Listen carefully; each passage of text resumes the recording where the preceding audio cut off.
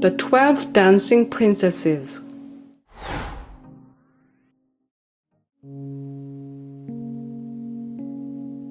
There was a king who had 12 beautiful daughters. They slept in 12 beds, all in one room, and when they went to bed, the doors were shut and locked up. But every morning their shoes were found to be quite worn through, as if they had been dancing all night. And yet nobody could find out how it happened or where they had been. Then the king made it known to all the land that if any person could discover the secret and find out where it was that the princesses danced in the night, he should have the one he liked best for his wife and should be king after his death. But whoever tried and did not succeed, after 3 days and nights, should be put to death. A king's son soon came. He was well entertained, and in the evening was taken to the chamber next to the one where the princesses lay in their 12 beds. There he was to sit and watch where they went to dance, and in order that nothing might pass without his hearing it, the door of his chamber was left open. But the king's son soon fell asleep, and when he awoke in the morning, he found that the princesses had all been dancing, for the soles of their shoes were full of holes. The same thing happened the second and third night, so the king ordered his head to be cut off. After him came several others, but they had all the same luck, and all lost their lives in the same manner. Now it chanced that an old soldier, who had been wounded in battle and could fight no longer, passed through the country where this king reigned. And as he was traveling through a wood, he met an old woman who asked him where he was going.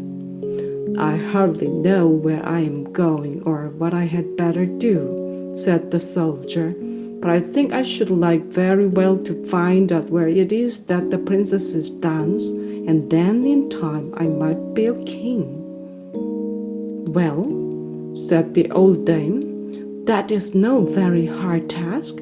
Only take care not to drink any of the wine which one of the princesses will bring to you in the evening, and as soon as she leaves you, pretend to be fast asleep." Then she gave him a cloak and said, "As soon as you put that on, you will become invisible, and you will then be able to follow the princesses wherever they go." When the soldier heard all this good counsel, he determined to try his luck. So he went to the king and said he was willing to undertake the task. He was as well received as the others had been, and the king ordered fine royal robes to be given him. And when the evening came, he was led to the outer chamber. Just as he was going to lie down, the eldest of the princesses brought him a cup of wine, but the soldier threw it away secretly, taking care not to drink a drop. Then he laid himself down on his bed, and in a little while began to snore very loud as if he was fast asleep. When the 12 princesses heard this, they laughed heartily, and the eldest said, "This fellow too might have done a wiser thing than lose his life in this way." Then they rose up and opened their drawers and boxes and took out all their fine clothes and dressed themselves at the glass and skipped about as if they were eager to begin dancing. But the youngest said, "I don't know how it is, while you are so happy, I feel very uneasy. I'm sure some mischance will befall us." "You simpleton," said the eldest, "you are always afraid. Have you forgotten how many king's sons have already watched in vain? And as for this soldier, even if I had not given him his sleeping draught, he would have slept soundly enough. When they were all ready, they went and looked at the soldier, but he snored on and did not stir hand or foot, so they thought they were quite safe, and the eldest went up to her own bed and clapped her hands, and the bed sank into the floor, and a trapdoor flew open. The soldier saw them going down through the trapdoor one after another, the eldest leading the way, and thinking he had no time to lose, he jumped up, put on the cloak which the old woman had given him, and followed them. But in the middle of the stairs he trod on the gown of the youngest princess, and she cried out to her sisters, "All is not right. Someone took hold of my gown." "You silly creature," said the eldest, "it is nothing but a nail in the wall." Then down they all went, and at the bottom they found themselves in a most delightful grove of trees, and the leaves were all of silver and glittered and sparkled beautifully. The soldier wished to take away some token of the place, so he broke off a little branch, and there came a loud noise from the tree. Then the youngest daughter said again, "I am sure all is not right. Did you not hear that noise? That never happened before." But the eldest said, "It is only our princes who are shouting for joy at our approach." Then they came to another grove of trees, where all the leaves were of gold, and afterwards to a third, where the leaves were all glittering diamonds. And the soldier broke a branch from each, and every time there was a loud noise, which made the youngest sister tremble with fear.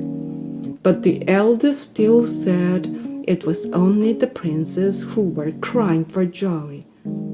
So they went on till they came to a great lake, and at the side of the lake there lay 12 little boats with 12 handsome princes in them, who seemed to be waiting there for the princesses.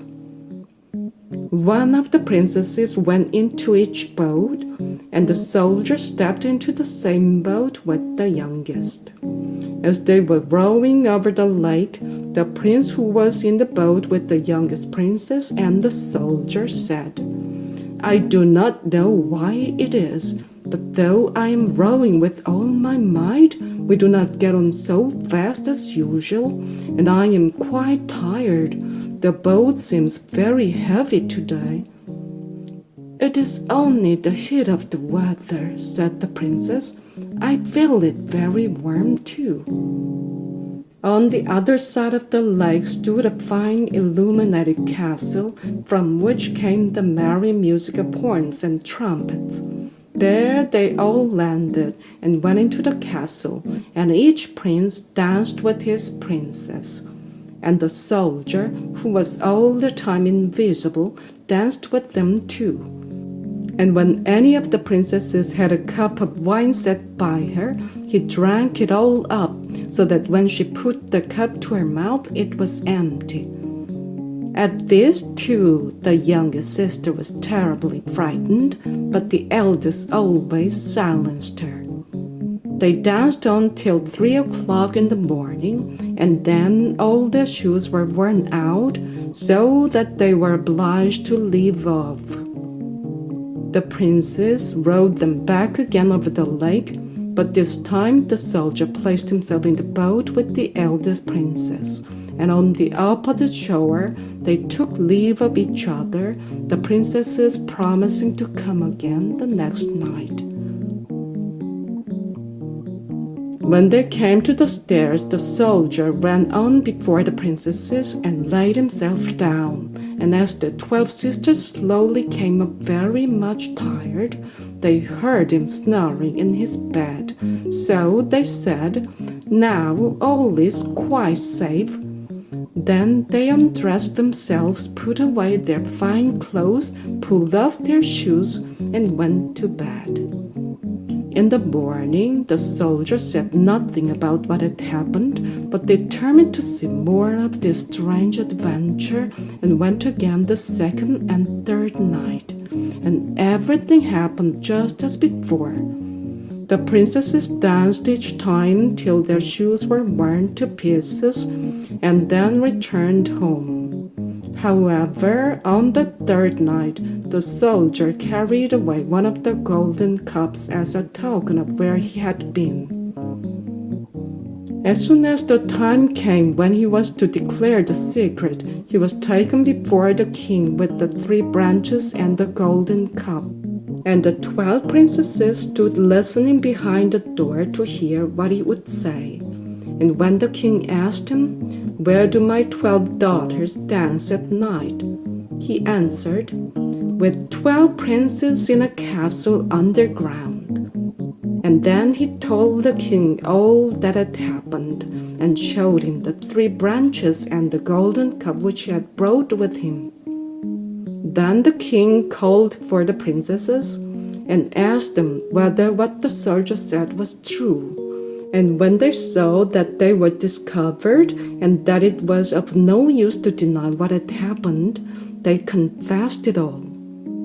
And the king asked the soldier which of them he would choose for his wife, and he answered, "I am not very young, so I will have the eldest." And they were married that very day, and the soldier was chosen to be the king's heir. End of the 12 Dancing Princesses.